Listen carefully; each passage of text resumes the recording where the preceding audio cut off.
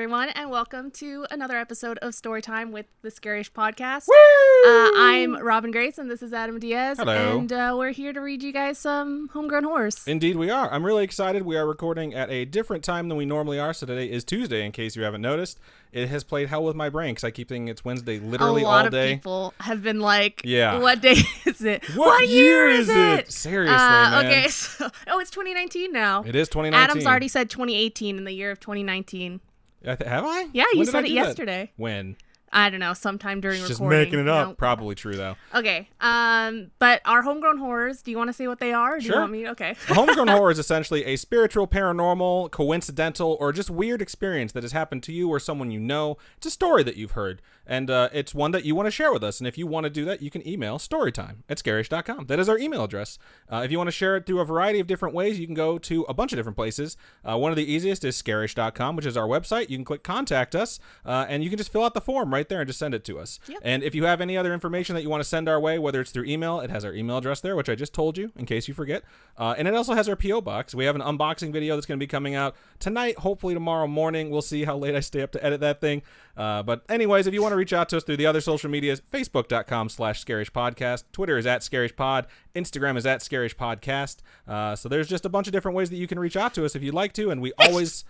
Bless you. Sorry. We always love to hear from you. Discord is another great way, the best way to get there. Go to scarish.com, the website. Scroll down, and on the right-hand side, you'll see all of our social media links. Just click on the Discord one, and it'll take you right there. So those are all the different ways that you can reach out to us. And I always like to point out that you don't have to send us something that we share on the podcast. If you just want someone to talk to, you can reach out to us that way as well. Yeah. And we're totally happy to speak to you And about the whatever it Discord, is. too, is really, Yeah, we really have supportive. A mental health chat, which is not like mental health professionals. No. It's just people that are going through some shit that are getting through it together. So that's a great place to go, and it's really nice to see you folks go there, because like I was saying, like it took about a week off from the Discord because there was just like so many notifications going on, and I went back in there and I saw just people helping each other, and it was just really amazing to realize that is the community we are lucky enough to have had build up around this little crazy thing we do. It's really cool. It is. And before we get into the first story, I did want to say that it is January, which means it's January Patreon push time. Oh gosh, okay. We got 2 new patrons today. I'm super excited about it.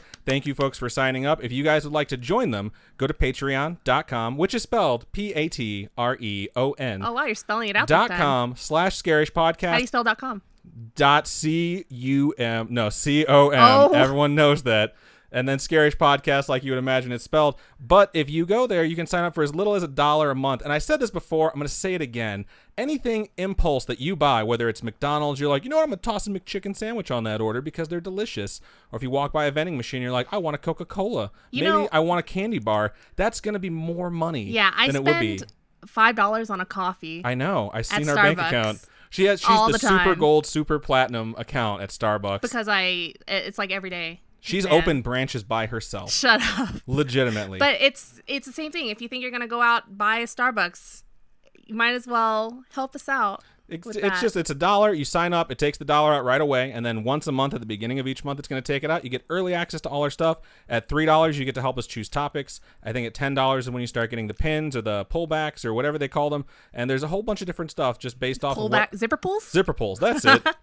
It's all based off of what you guys want to donate, but we're trying to push to 50 so we can get over to the Winchester Mansion, and apparently so I can wear a cheerleader uniform. Only by the end of the month. If it's by the end of January, then that's the cheerleader uniform. That's the cheerleader uniform. Regardless, when we get to 50, we're going to the Winchester Mansion, but let's make that happen soon, people. So thank you so much for the folks who've already signed up, and we really appreciate you. So before we do anything else, I don't think there's anything else to talk about. So are you going to go first or am I going to go first? Did I go first on the episode? I have. You did. Okay, you did so go first. Then okay, I'll just go first again. That way next week it'll be you, because I'm doing the main topic next week. It's a whirlwind. We recorded last night. We're recording tonight. After we're done with the show, we're recording another episode that's going to go up next week. And then after that, I'm going to edit the video. And then after that, I'm going to pack. And then at 5 a.m., we're headed to the airport to fly out. So. It's going to be crazy. I'm kind of like, I was at work today, just like stressed out. Like, I have to do this, and this, and I still have to pack. Is laundry done yet? I was just like, laundry is done, so everyone knows. It's just like, it's going to be I don't think I'm going to sleep at all. I honestly don't. I'll probably sleep on the plane, which is a good thing. But yeah, so, enough complaining about our lives and how we get to go see family members and talk to all you wonderful people. Let's read your stories to you. So go ahead, Robin. So This one email that we're going to go right into is titled My Haunted Ass House. And it goes, Hi, Robin and Adam. Hello. Love your podcast. I'm a newer listener on Spotify and enjoy getting extra spooky at work with all of you telling stories to my ears. This is a bit of a story, but telling it really helps come to terms with my childhood. Okay. I'm digging in now. I'm thinking about traumatic memories from my childhood that I would possibly send in an email. So. I hope it's not traumatic. I hope so, too. I hope it's memorable, not traumatic. Maybe embarrassing, but not traumatic embarrassing. I'm hoping it's nothing bad, but it's just something funny to share. So let's get to it. So this is a bit of a story, but telling it really helps. I read that already. I don't know what I'm doing. I grew up in a super duper haunted ass house that I didn't even know was haunted until I moved away for college. Here's a bit of history. I grew up in a small lake town called Skaneateles. It's like Skaneateles. I think you nailed that. That sounds about right. You got a really skinny atlas there on you. Okay. In central New York and in general. It's a pretty haunted town being established during the 1800s and a stop on the Underground Railroad. Ooh. Wow. It's weird to think about because I just did that topic on Spanish flu and you hear about like all these epidemics and pandemics that have happened everywhere. Yeah. And you're just kind of like, how is nowhere not haunted? Yeah. It's also kind of an explanation for that question that people ask, like, how come there's no ghosts from 2005 screaming, I love Britney, bitch, or whatever that quote is? I think it's because they're being smothered by the ghosts of the 1900s. It's because there's so many more ghosts from stuff where it's like you died of toe foot. So it's just constant, like, because the medical advances have happened and now we don't have to worry about that as much. In my script for next week. Do you have toe foot in there? Yes. We have made that fucking joke so many times, yes. But I really like that movie. It's a very cute movie. Seth MacFarlane, hit me up. Million Ways to Die in the West. Did you just ask him to hit you up? Yeah. Okay, Charlize Theron, hit me up. Seriously. I think Seth MacFarlane is ridiculously attractive. I think he's very handsome and charming. Charming. Absolutely charming. Anyway. Side note, this is the part of the podcast we call Celebrities We Want to Bang, which seems to crop up like every fucking episode. Anyway, Harriet Tubman lived in the closest city to my town, Auburn. So that's kind of cool. That is really cool. My house was built in the mid-1800s, and then an addition was added in the 70s. But basically, the bones of the house were built during the Civil War. That's crazy. It's a tumultuous time to build a house, I'm not going to lie. My basement was, and still is, a no-no. I believe it, no basements. It's below the water line, so it floods constantly. That sucks. That does suck. I feel your pain growing up right next to a lake. Because, like, you dig a little flood? bit, and you will be below the fucking water line. Like, especially the closer you are to the lake. Yeah, no joke, dude. And you have this layer of clay before the water line that's, like, fucking impossible to dig through. Well, we have clay here. Yeah, but it's rough back there. I don't want to get into it. That's why we don't have basements out here. I don't want to get into it. So. I don't want to get into it. I hate you. I hate you. So, even when we had a dog, he wouldn't go down there, and that's where we kept his food. Aw. That sucks. That poor dog. There are 4 chambers. One has the boiler and the fridge. One back room has the creepiest window and shelves of mason jars. You have a basement that has things you call chambers. I think that's especially fucking creepy. Is there a chamber of secrets? I hate you so. I felt it coming, and I was just like, no, she's going to pull this Harry Potter reference out of her ass. This does give me a good idea, though. Like, when I get my own house, if it does have a basement, I'm putting the dinner table down there because fuck everyone. What? Yeah, that's right. Why? Just saying. Because, I mean, you just force people to go where they're scared. And then they won't be as scared of it anymore. No. Or they'll be possessed or whatever, and we'll just see what happens. Okay. Anyway, one has the boiler and the coldest feeling air in the world, and the deepest chamber is legit the scariest place on Earth. Because it was a root cellar. What's a root cellar? I don't know. Is it where you keep your roots? It's a cellar where you store your roots. Sure. By roots, I mean it's where you put your family history. I was going to say, by roots, I mean your older deceased family members get stored in that cellar, obviously. I don't know. Someone let us know what a root cellar is in the chat, because we're clearly ignorant on this topic. It was supposed to be a different temperature than the rest of the basement, but whenever we had to do anything down there for repairs and whatnot, salamanders, snakes, and all sorts of weird, creepy crawlies would just show up. Even repairmen who looked at the boiler would comment on how creepy our basement was. My sister's room, I guess, was good for my sister, but any time that I would go in there, I always got a serious sense of dread. Now the room itself keeps you. It's like that's a sibling's dream, man. Because you're always like, get out of my room if you have your own room. But then what if you're the sibling that ends up being possessed because it's your room? Well, it sounds like this is a protective room, and it was like everyone else stay the fudge out. I don't know. Well, maybe we're speculating wildly on this. Maybe It's just like you as a person give off so much hateful vibes. Like, get the fuck out. It reverberates off your walls, Yeah. but it makes you feel at home. Yeah. I like that. I like that a lot. Now, I'm the misbehaving younger brother, so that makes sense. But when my sister went to college, I jokingly was like, I'm going to take your room and have 2 rooms. I spent 1 night in there and never again. I literally had the worst night's sleep and experienced my first sleep paralysis and felt as though the room didn't want me there. Mind you, I'm 15 and I didn't know anything about ghosts or hauntings or anything. It reminds me of that episode of The Simpsons. It's an old Treehouse of Horror where they mimic kind of like the Amityville Horror mixed with Poltergeist because they move into a haunted house and the house literally starts saying like, get out. And it talks to Bart and it's like, kill them, Bart. Kill them all. And his response naturally is, are you my conscience? Oh my God. And the house goes, yes. It's so fucking funny. Back when The Simpsons was like the greatest show on TV. So this is what it's kind of like reminding me of just a little bit, but only for that specific room. Continue. All right. My bad, dog. My room was the most haunted of all of them. My room was always a different temperature than the rest of the house, and the thermostats didn't work. So the thermostats didn't work no matter how many times they replaced the system. Cool. Got it. I slept with the light on until I was 13 because literally it was the darkest place on earth. Holy crap, I can't read. But did you sleep with one eye open, gripping your pillow tight? I knew it. Yep. Yeah. You knew that was coming. My friends who slept over would comment how dark and ominous my room got at night, and it was freaky. Puberty was rough because I not only would wake up every night for months at 3 a.m. in terror, but I also saw a full-body apparition walk through a wall next to my headboard. It's not a normal puberty thing. That's pretty fucked up. That does sound like your puberty was rough. Wait, when did your voice break? I don't know. Probably 6th grade, 5th grade? One day were you just talking and you were like, whoa. I had a kid voice, and then this is what happens to most guys, at least I think. It happened to me. I had a normal kid voice, and then I started maturing into my grown-up voice, and I started to sound like a girl. And I sounded Cute. like, it was really high, and I sounded like a girl, and my voice would break all the time. And it was just, there was this period of time where I'd answer the phone, because we had a house phone. We didn't have cell phones yet. Not everyone had a phone number that was attached to their person, so someone would call the house and say, can I speak to this person? And I used to answer the phone. What's fucking crazy is I have to explain that, and I'm only 33. But I'd answer the phone, and I'd be like, hello? And people would be like, Linda? And that's my mom. And I'd be like, no! And I'd hang up. Or I'd put the phone down and be like, Mom, it's for you. And like that happened for a while, and then all of a sudden I had this voice. But I think by like 9th grade. Because between like, I left from like summer vacation from 8th grade to 9th grade, and I was like 5'5". And I came back and I was this height in 3 months.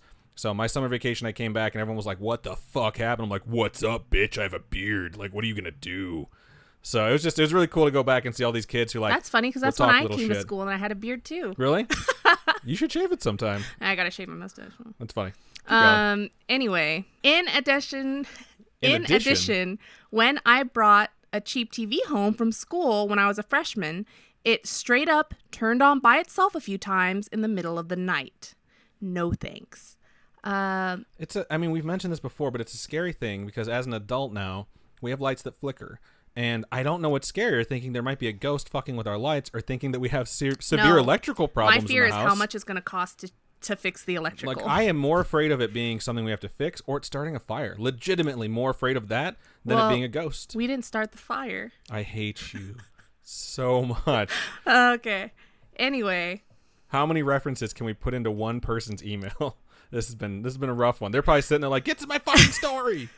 What no one told me about the house was there was a child that drowned in our pool in the 70s. It was a little girl who stayed in my room. Whoa. I eventually became obsessed with the macabre since my early 20s, so I figured something was up and convinced my mom to sleep in my room while I was living in New York City. And if she felt it was haunted, to call a medium because I wasn't going to sleep in my room again. My mom called a local medium. Okay, so that must mean she stayed in it and was like, holy crap, it's haunted. I'm calling someone. Yeah. That's what it sounds like. I mean, if your parents don't believe you, you're like, sleep in there. And then they sleep in there and they're like, we're calling a fucking medium. Clearly they experienced something or were creeped out enough to suddenly believe you. Yeah. And it's like, even if they don't want to tell you they believe you now. My mom called a local medium who came in and gave us this info. That my room and my sister's room were a part of the original house. They were there when 2 brutal murders happened during the Civil War. Fuck. Right? A mother and a daughter were tied up, tortured, raped, and then murdered by marauders during the 1860s. Okay, here's the thing. Pops into my head. A medium tells you that. Obviously, you're going to say that's really creepy, but, like, is there record of this? Because if not, a medium could just pop in and be like, you want to hear the horrible fucked up shit that happened in your room? And she could tell you all that, and you could be like, oh, the house was built in 2006.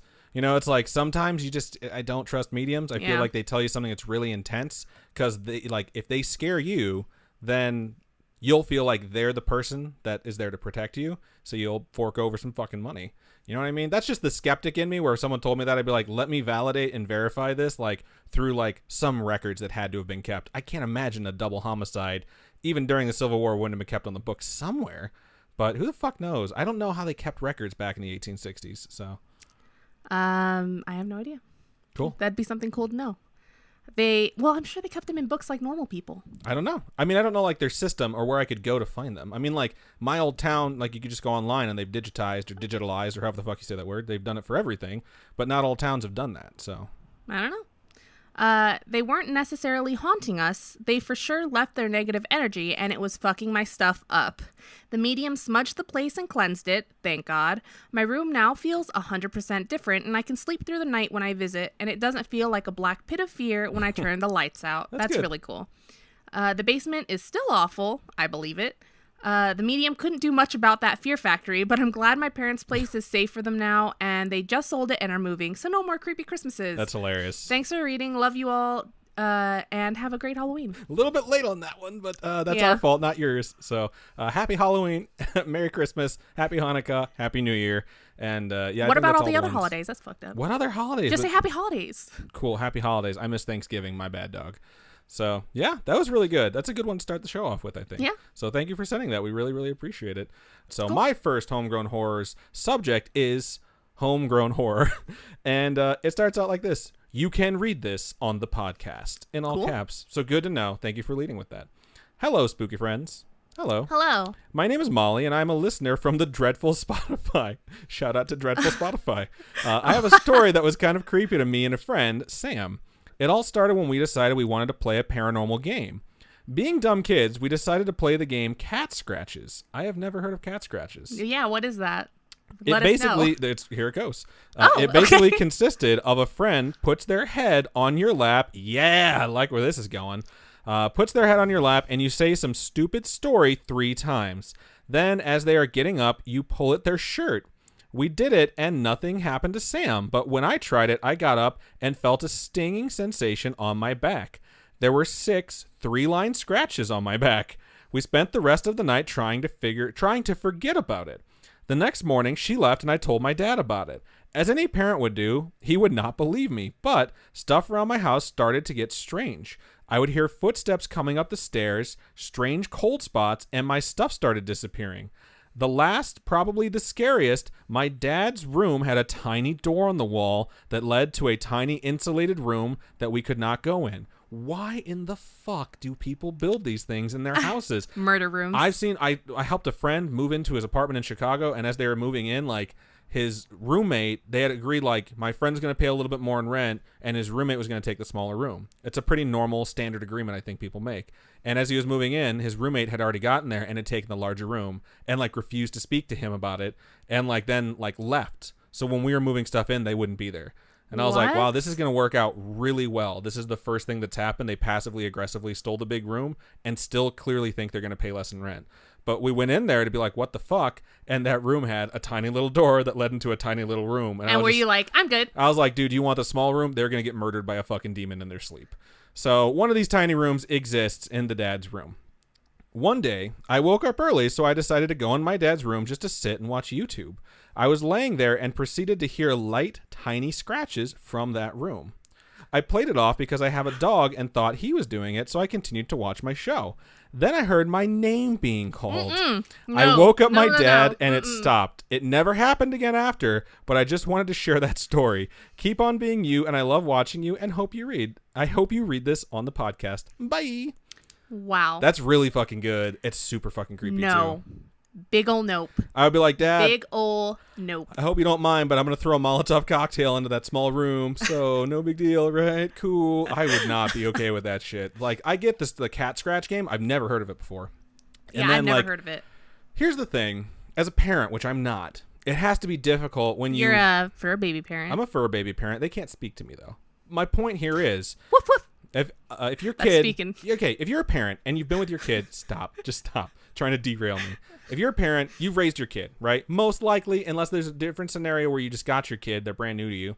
Like, you've seen your kid grow from the point where you wipe its ass, and then it can speak, and then it learns to lie.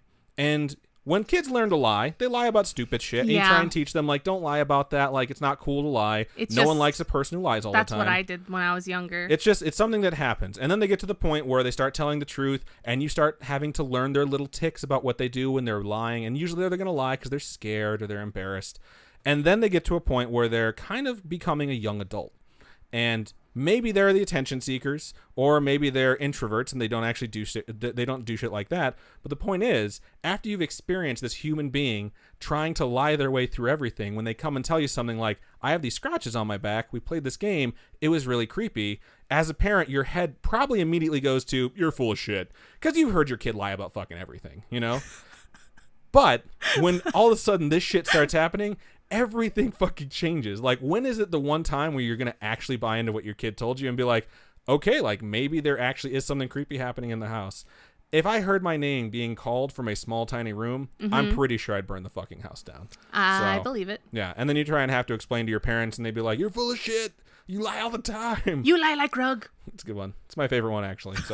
So, I'm going to go into this next email here, and the subject is long one, but a good one.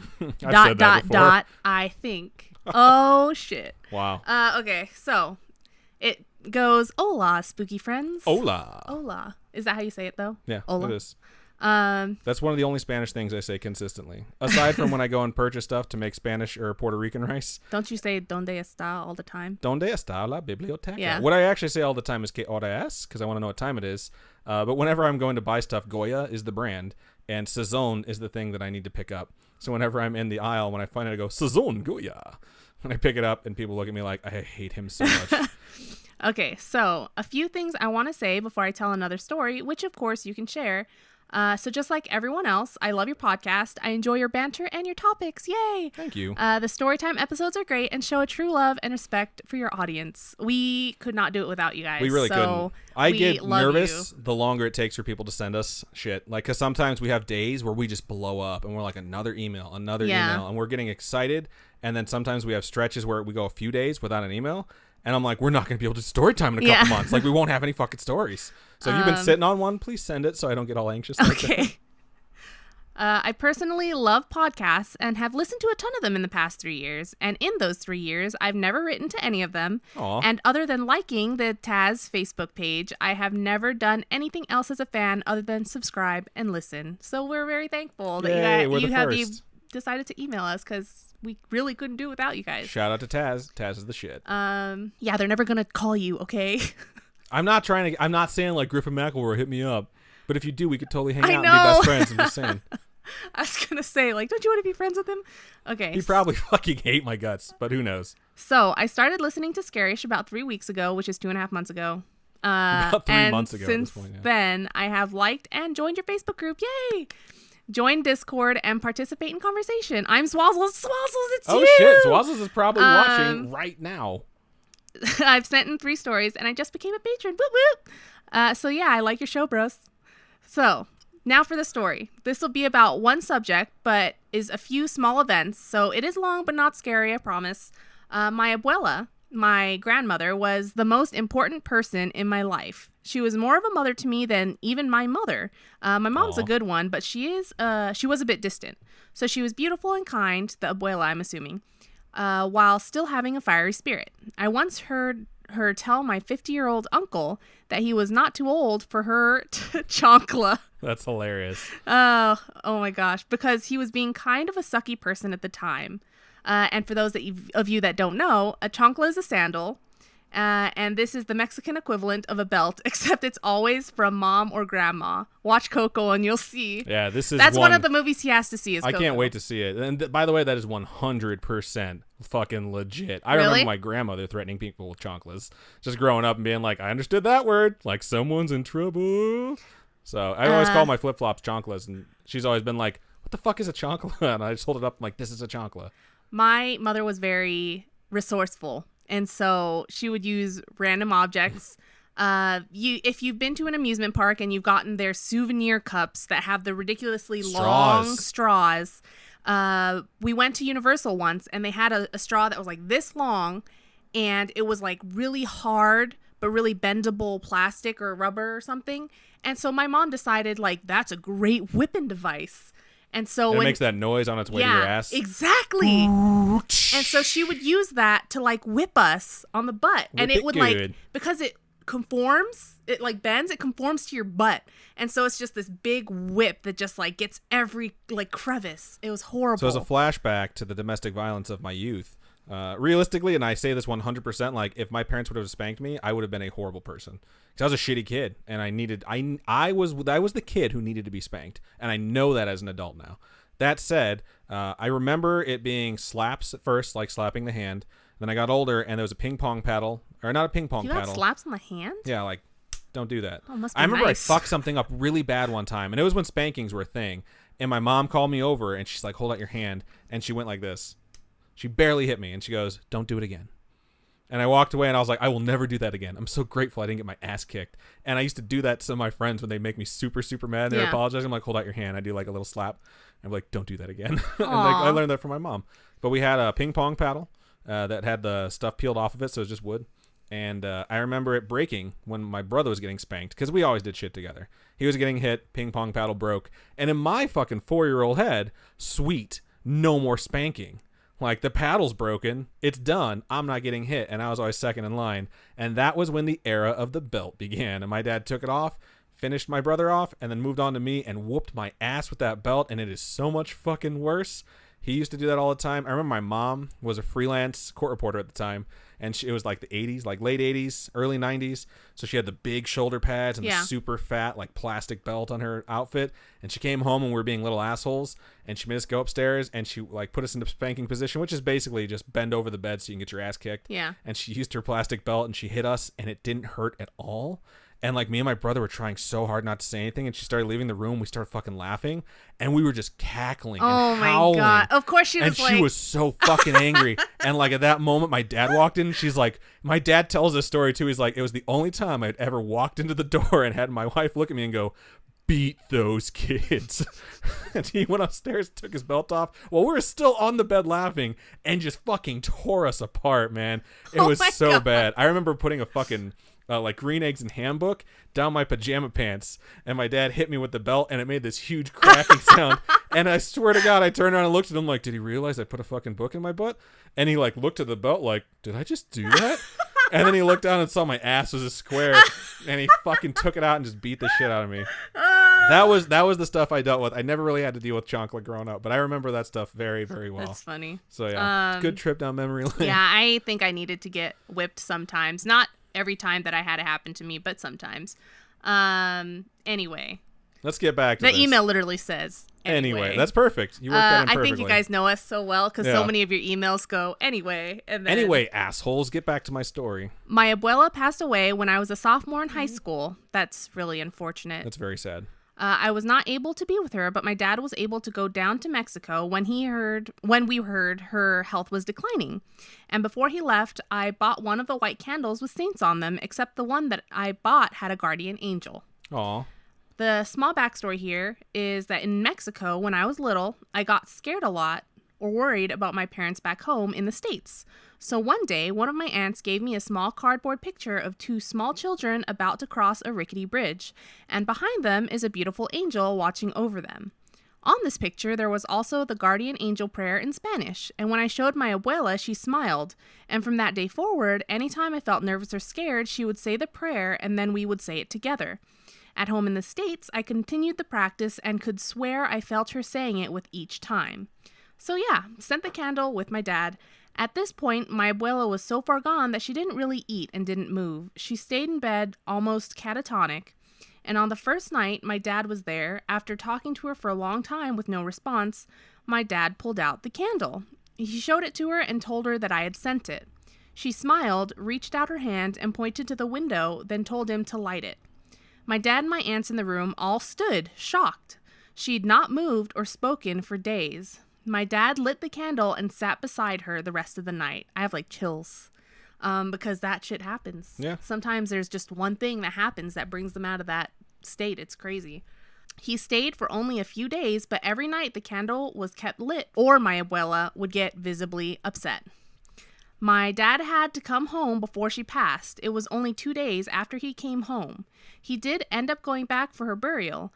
And while he was there, my uncle, who'd been with my abuela when she died, pulled my dad aside and told him that in her final moments, she'd whispered the guardian angel's prayer. Aww. Oh my gosh. You look like you're going to cry. No, I'm not going to cry, but like that's like Super amazing. sweet. Yeah. And as she closed her eyes for the last time, the candle I'd sent went out and there was no more wick or wax to keep the flame alive. Wow. That's insane. I don't want you to think that I'm not saying anything because I'm not impacted by this story. I'm not saying anything because I am significantly impacted by this story. So please continue. It was 5 years after her death before I was able to go back to Mexico, and in those 5 years, I struggled. I was finally diagnosed with severe depression and had gone through a lot. I had a couple hospitalizations, and I'm sad to admit that I did attempt to take my life once. Dude. I'm glad you're still around. We're glad that you're still with us because it's definitely something really hard to get through.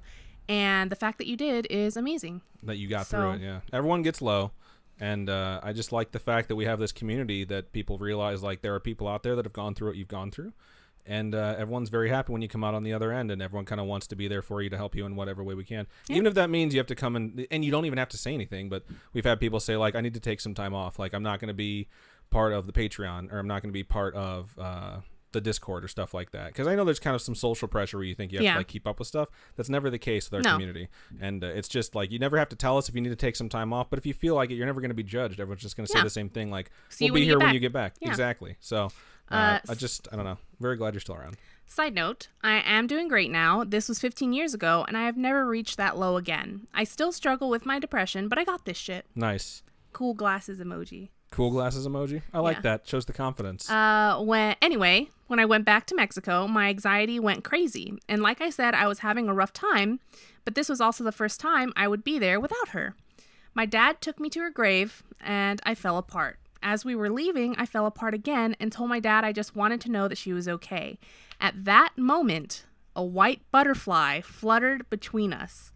But of course, that had to be a coincidence, except literally every time in the 2 months I was there that I felt sad or that I missed her, I would see another white butterfly. No coincidence. Including one time when I was walking in the cornfields trying to work through some bad thoughts. I got down on my knees and started saying the guardian angel's prayer, and when I finished, I opened my eyes, and on the ground in front of me was sitting a white butterfly. That's freaking amazing. Yeah, it's really, really sweet. I laughed and finally said out loud, I'm so stubborn, but so are you. That's hilarious. Okay, abuelita, I got it. And then it fluttered away. And to this day, I will randomly see white butterflies when I'm feeling especially down. That's my story about my abuela and the connection we will always share. I still have one story to share with you, my spooky familia, but it's a big one. Both a lot of writing and a lot of heaviness still felt from it, so it might be a minute before I share. Thanks. Christina, a.k.a. Swazzles. Take your time. Send it whenever you need to. That's an amazing story. It's a really good story. Thank you so much for sending that. We really, really, really do appreciate it. And, it's just like...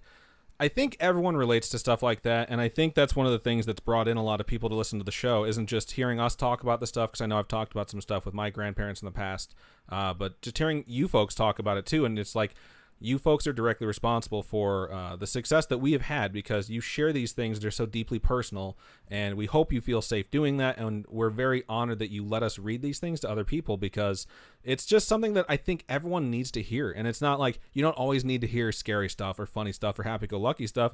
You need to hear people say stuff like, I got really low, but I still came through it, and like fucking sunglasses emoji shade, like, and now I got this shit. And just these things that help us get through it are very powerful and very impactful. And that's why I get so angry at people that are just like cynically skeptical, where it's like, nope, bullshit, bro. It's like, no, it's not, though. It really isn't. And when you get people from all walks of life emailing us like they do, it really makes you realize, like, hey, this stuff I've always been, like, skeptical but really still believed in, like, I don't feel so stupid anymore. I feel 100% validated just from doing this. So it's a really great thing, and we appreciate you sending that. Yeah. So I'm going to move into my second email of the night, and this one's subject is coincidence. There's no I think not afterwards, but I don't know. I like that catchphrase. We should put that on a pin or a button or a t-shirt. Okay. And it starts out like this. Hey, guys. Hey. Hello. My name is Kat, and I've recently begun listening to your podcast this week. And I usually don't have any paranormal experiences, but I wanted to share something that happened to me yesterday. Now, just to lay some facts down, I have never had anything paranormal happen to me prior, but I grew up with a pretty hefty curiosity in the paranormal and fear of the dark. I think that's pretty average, especially the fear of the dark part when you're growing up. So that's not like anything to be ashamed of in any way, shape, or form. So all in all, I consider myself to be a mix of healthy skepticism and wantonness, I think that's how you say that word, to believe. Let me outline my slightly weird day. I awoke at 6:15 a.m. and finally got myself out the door around 7 a.m. before the sun was up. This past weekend, my boyfriend and I put up Halloween decorations in the front yard. And of course, it's the new year, and we apologize for the delay. One of them being a scarecrow, just like the one you see in Tim Burton's Sleepy Hollow. I usually bring a bunch of things out to my car because I like to be prepared for my workday. So as I was making my first trip out to my car, I remember seeing the decorations we had put out to the side. After packing things in the back seat, I closed the door and turned around to see the scarecrow staring straight at me. That's creepy. It mainly spooked me because normally it would be facing the street. I didn't hear any noise and there was no wind, so needless to say, I got a little spooked. It was the crow. It was the crow. It reminds me of Jeepers Creepers. How it's just a dude like standing on a pole the whole time. Never seen it. You've never seen Jeepers Creepers? I've only seen it one time, and I was so happy because there's a character in there I don't like who dies. All I know is in one of the Jeepers Creepers, I think David Tennant's in one of them. Really? I'm pretty sure. I didn't recognize him, but like I said, I've only seen it once. And it was like right when it came out. So maybe we need to add that to the list. I mean, we're gonna have because there's a million of them, right? And we're gonna hit Halloween, and we're gonna have to we're gonna have to find scary movies that you haven't seen or I haven't seen, and it's gonna be really, really difficult. It's gonna be hard. We still haven't seen Hereditary. That's true. It's right over there. All right, I'm gonna keep going. I stood there for a moment just to get my bearings and observe my surroundings. It was still pretty dark out, and then I started to hear noise coming from the other side of my house. Just for reference, if you were to look at my house from the street, you would see the garage attached on the right side, whereas the Halloween decorations were on the left side of the front yard. Okay. I can totally picture this. The sounds I heard were coming from the right side of my house. They didn't sound natural either, like something clambering around back there.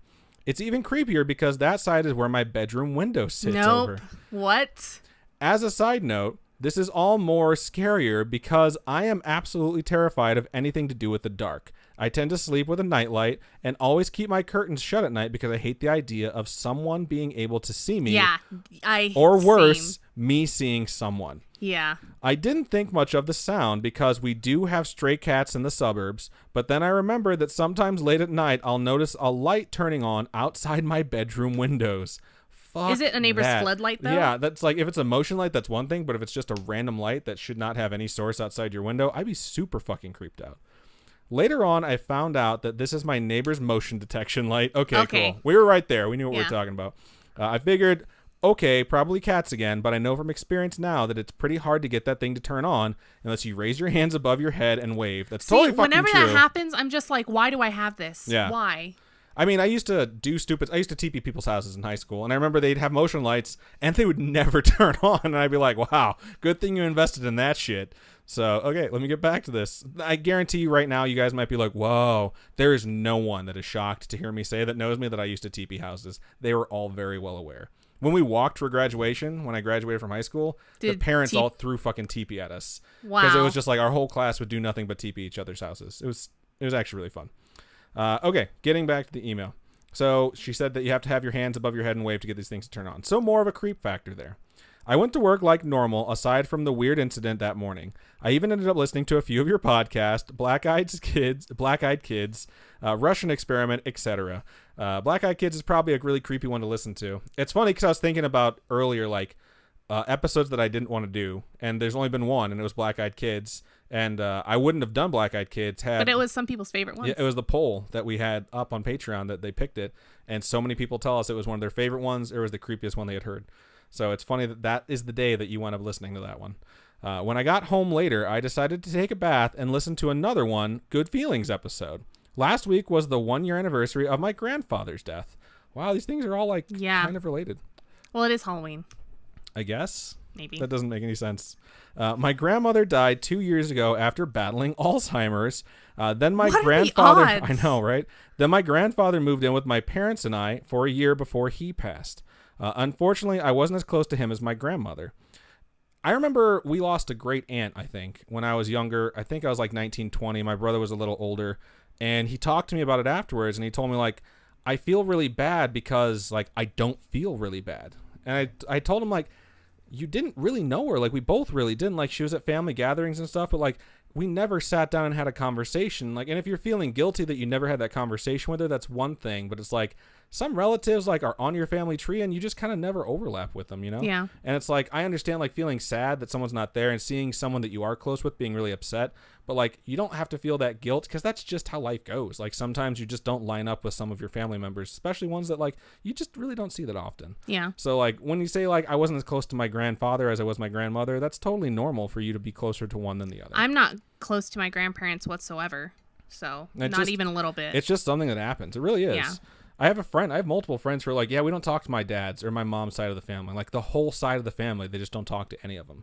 So it's just like, it's more common than I think most people would think. Getting back to the email. Hers was the first death that I had ever experienced, and having him living with us was a constant reminder of her being gone. Needless to That's say, so I was pretty sad. unhappy with the whole situation and didn't know how to handle it. Looking back, I wish I had been nicer and more open, but I was struggling to finish college, and my parents and I weren't getting along, i.e. they would forget to include me for family dinners, etc. Wow. Aw. After my grandfather passed, I remember taking the time to go through some of their old things in his former room. I wasn't working at the time and had a lot of free time to myself as well. Randomly, I picked out a card addressed to me for my confirmation 9 or something years ago. When I opened it, I found money for me. Shut up. Now, since I wasn't working and had to commute to college and such, my funds were getting pretty low, and this seemed to be a reminder that my grandparents were still looking out for me. My What? grandfather was very generous with what little money he had left at the end of his life, and this was a reminder of it. Getting back to my fun bubble bath time, okay? Listening to your stories definitely filled my heart. After I got out of the bath, I went to visit my parents. Lo and behold, the first thing my dad shows me is a poem his dad, my grandfather, would read to him called Little Orphan Annie. If you haven't read this, please do so, as it is cute but frightening story for young children. Okay. It pretty much warns young children about being kidnapped by goblins if you do something bad. All of this again happened in one day, so I got a bit freaked out again when I read it because it just seemed to line up so perfectly. I don't really know what to make of it. It could be that my grandfather was reaching out today and letting me know he was there, but then adding the creepy scarecrow incident and this ominous poem, it also seemed like it could have been a warning. It's very true. Who knows? It's just like sometimes that stuff just all happens at once, and they might not be like that. Again, like coincidence. Like you can believe in paranormal stuff and have two entirely unrelated paranormal events happen to you in the same day, and like it's almost like an episode of House, where it's like the stub toe had nothing to do with it. Like one of the symptoms isn't actually a symptom; it's something entirely separate. Okay. But I'll get back to it. It's wrapping up. Anywho, that's my sad excuse for a story. It was very good. So sorry for all the rambling and side notes. A quick question for you guys: do you think paranormal experiences happen to everyone, or only to people who seem to attract those things? Thanks again for such a great podcast. I always get excited to listen to it during the day. Happy Halloween, Kat. Thank you, Kat. Thank you so we much, appreciate you Kat. sending that. What do you think? Do you think that it only happens to certain people, or it happens to everyone? I think it happens to those that are more sensitive to it. I know stuff just doesn't happen to me, and it's not that I've never looked, you know, like sometimes I get freaked out, like, is that what that is? But you don't know. And so I just think it depends. I fully believe that the stuff that happens is just constantly happening, like in the back. It's like an overlap. You know what I mean? And I really you mean believe it's that like House on the Hill, Haunted House? Haunting of Hill House? Yeah. No. Where it's like the ghosts are there. You're just walking past them. I really believe in the idea because they if you study this stuff and you talk to people who have studied and devoted their life to the study of science, shout out to Zwazzles who just Thank you donated so much, $20. We Zwazzles. appreciate that. It's just like there are other dimensions that we cannot interpret as three-dimensional beings. And I think about that all the time. I've mentioned it before. I've mentioned the book Flat World. I think it's Flat World. I've forgotten at this point. Flat Earthers. Where it's just like, it's a book about two-dimensional creatures trying to interpret a third-dimensional creature. Okay, yeah. And they can only see it as a disc, essentially. And it's very interesting to think like, well, if there was a fourth-dimensional creature, what would the fourth dimension be? How would we even think of it? And more importantly, how would we interact with it? And it's just, I just honestly think like there's stuff that overlaps with our world. And some people notice it and some people don't. And you can call it sensitivity, or you can call it like being like sensitive to spirits, or whatever you want to say. And honestly, I think what it boils down to in a lot of cases is skepticism and cynicism is like the emotional version of always looking at your fucking phone. Okay. It's like you are ignoring the things that are happening around you because you are shut off to them, like emotionally and mentally.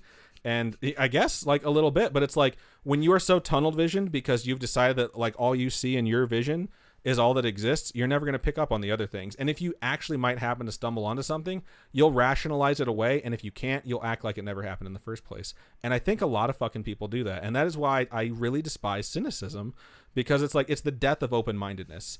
And it's like, it is the absolute death of creativity or advancement to understanding, because you think you fucking know everything already. And I really do feel like things just happen. And it could happen to literally anyone at any point in time. And some people are either too busy, or they just don't notice, or they might not be sensitive, or they don't care. And I think that's why it only happens to certain people, because some people pay attention. It reminds me of that X-Files. I don't know if you've ever seen this episode. Mulder finds a genie. And of course, it was probably around the time Aladdin came out, because he realizes that she's real. And Are you sure it's not that Sinbad movie? I'm pretty sure that Sinbad movie that doesn't exist. But she's been influential throughout history, and he finds evidence of it, and then he makes his first wish, and it comes true. And then she monkey paws him, where like his first wish doesn't go exactly how she wants it to, or he wants it to. So he does a second wish, and she screws him over again. He tries to be very careful. So the third wish, he's writing out like 17-page like legal documents so that she can't loophole him. And she's like, you really take the fun out of this. And she asks her like, what would you do if you had a day to yourself? And she tells him, like, I just sit in a coffee shop and watch the world go by. Because so many of you people ignore the world that you get to live in, and you have no idea what a treasure it is. Wow. So he realizes, like, that instant, like, his third wish is to set her free.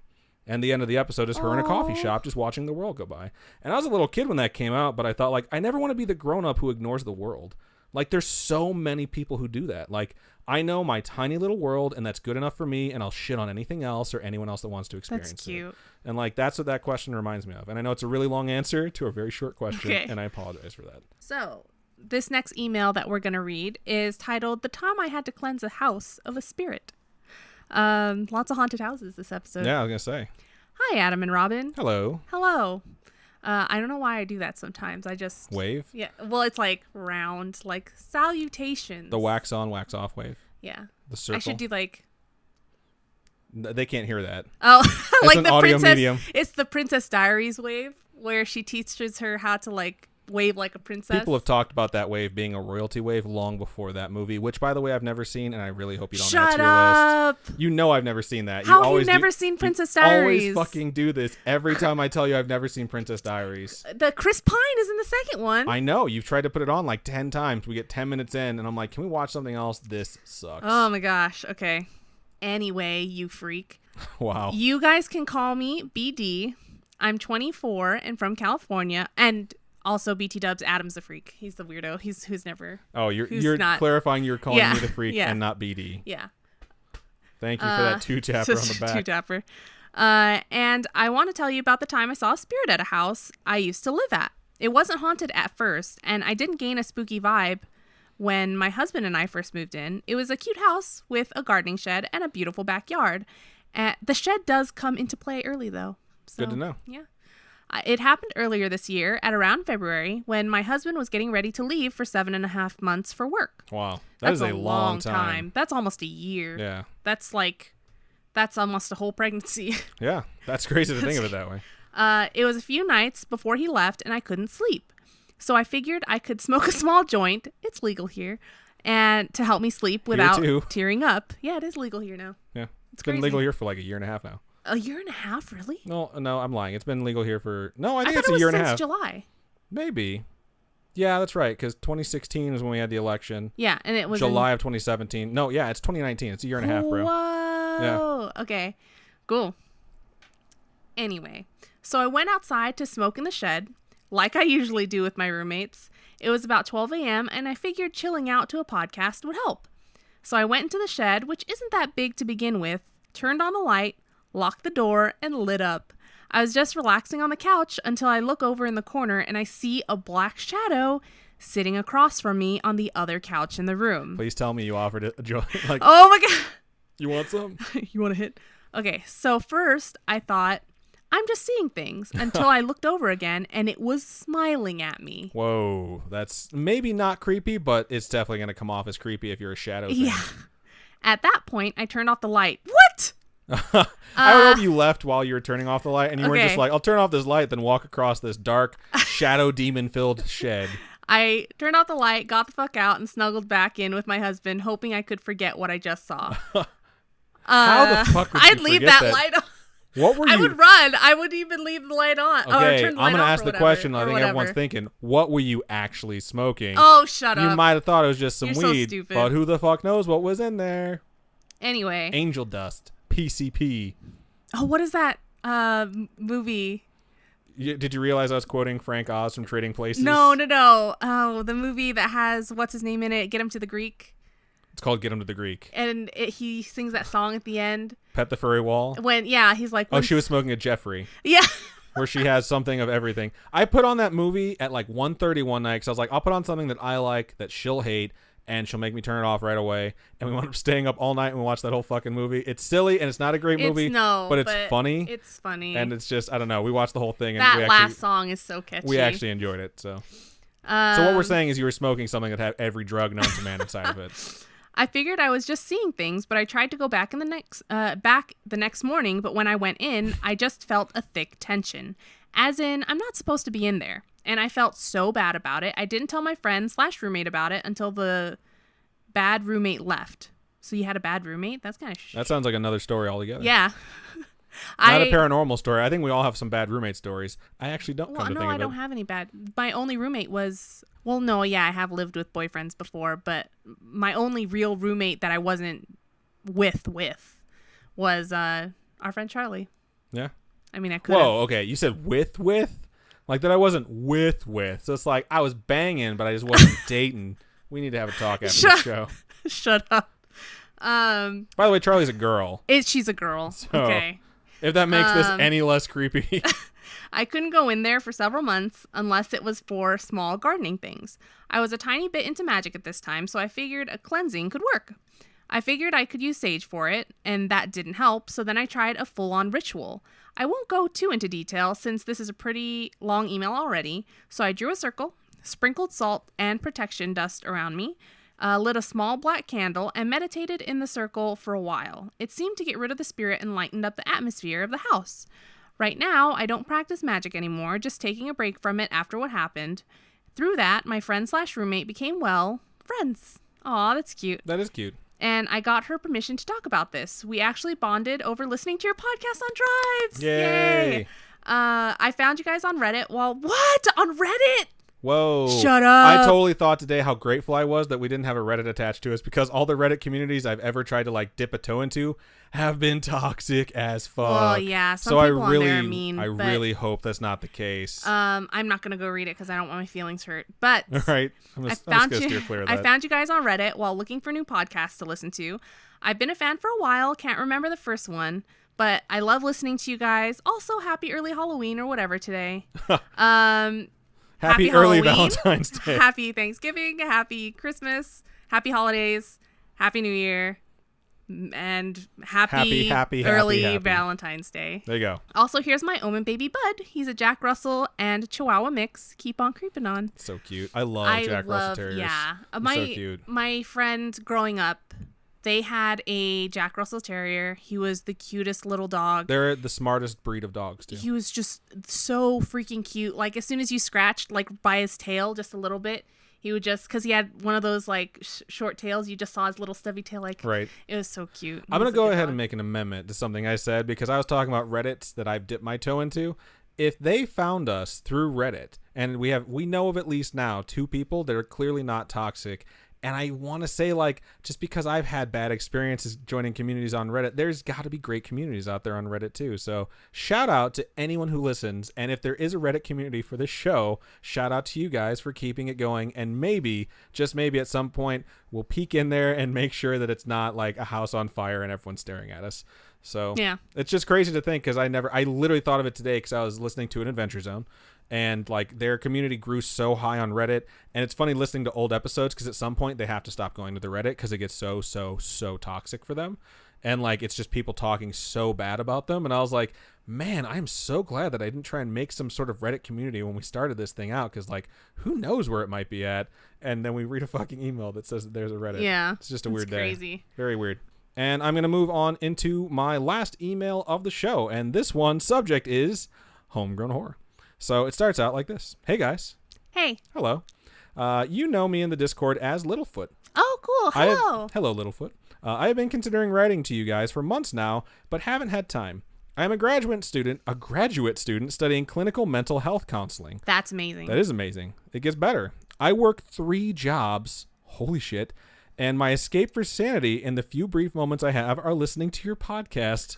Having that little bit of free time and listening to us. As a graduate student, I can't even imagine. I feel pressure now to provide better content, because if you're spending your extra time listening to us, we need to make sure it's good. That's why we try our best not to skip any release days. And like when we realized we weren't going to be here on Monday to record and research and do all that stuff. We're doing it tonight.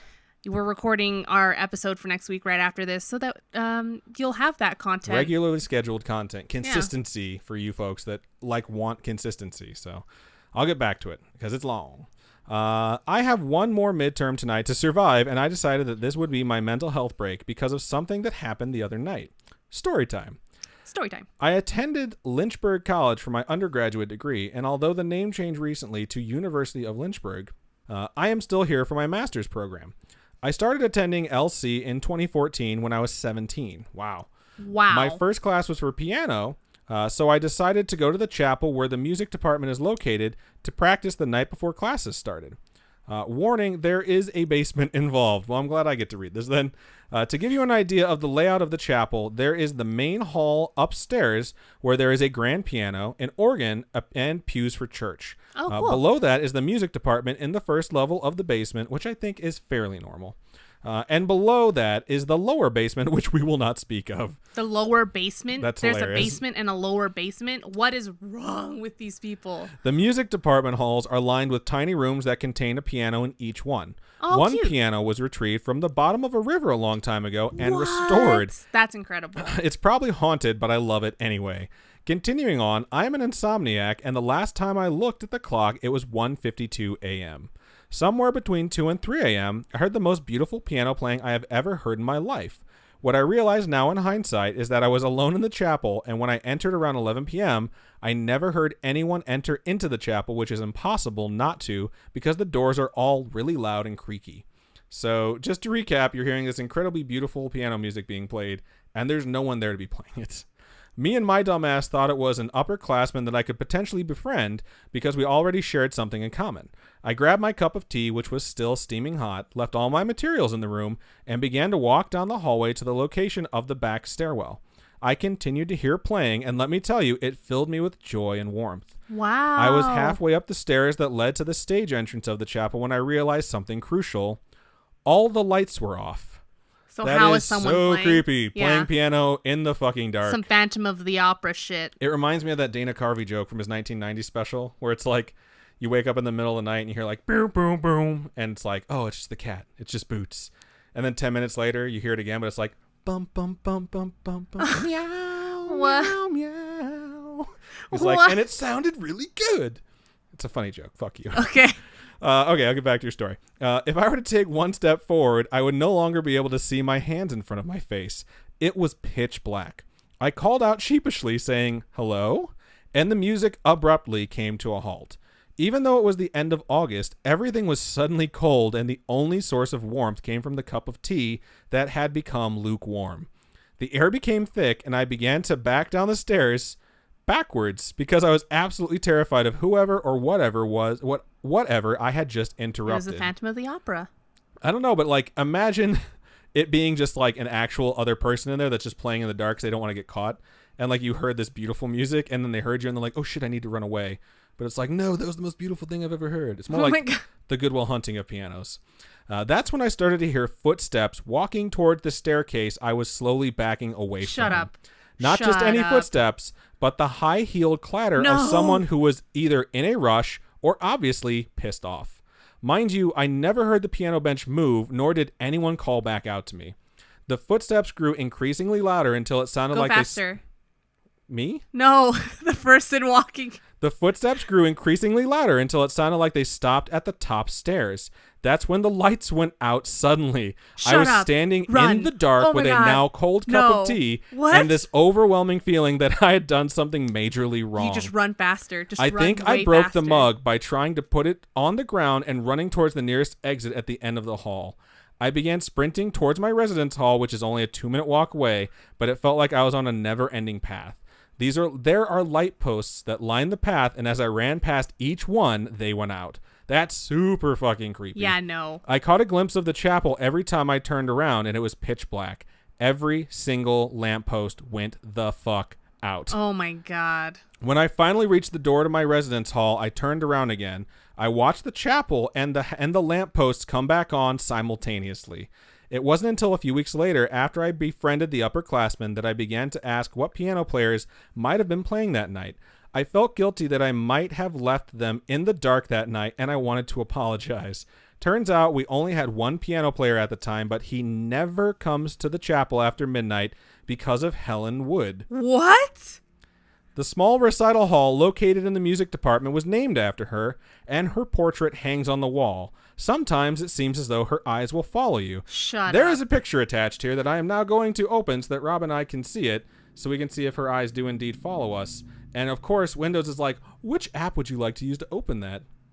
She's very she's pretty. really pretty. It does look like her eyes are following you, and she's wearing a very nice, lovely yellow dress. So this is Helen Wood.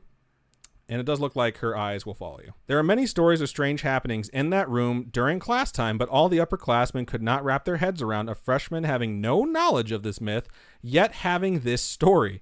She was an integral part of developing the music department, so it makes sense why some part of her might linger there. Wow. How does this connect to 2018? Let me tell you. I was studying in a different building on campus until around 2 a.m. Next thing I know, I can only tell them shadow people began to show up. Okay, so that just took a really, really weird turn. I assumed it was my own sleep deprivation playing tricks on me until I saw a girl I had never met before sprinting down the hallway towards the front door. I followed her out and asked if she was okay because who in the hell would have a reason to run anywhere at 2 a.m. She told me she ran away because she thought she saw someone staring at her through the classroom Shut door up. window, and when she looked, a shadow proceeded down the hallway. No way. Okay, so these are the shadow people that were showing up. We both noped the fuck out of there. The people from the original Conjuring story visited our campus a few years ago. Shut up. And when asked if they felt anything there, we were warned not to mess with things we don't understand. It had to have been a while ago because we just talked about Ed Warren passing away in 2006. So we should look into that. I didn't believe them then, but I do believe them now. I've had many other strange things happen here and elsewhere, but this was one of the first times I could not come up with a rational explanation for what happened. Thank you guys so much for listening. I know it was long. Please feel free to share on the podcast. It would honestly make my life. Well, there you go. We're very happy to make your life. I am so thankful for the Discord. I wish I could give you guys money, but I am broke, so I bring other broke college students to listen to you instead. Nice. That is amazing, and we appreciate that Yeah. so much. If you want some other stories I have, let me know. I will happily send them your way. Keep on creeping on. Sincerely, Littlefoot. Thank you so much. That was a for really, sharing your really, story. really Yeah. good, super fucking creepy story. Yeah. So thank you so much for sending that, and we will email you back and say, yo, dog, email us back. We need more of them stories, because that one was really, really fucking good. Just the idea of you being in the pitch black and like a seemingly innocuous task that would be performed in the light being performed in the dark is instantly fucking creepy. Yeah. And then when you say something, it just stops and you hear footsteps. Yeah, no, That's the so like the fucking clicking creepy. of high heels like is so specific.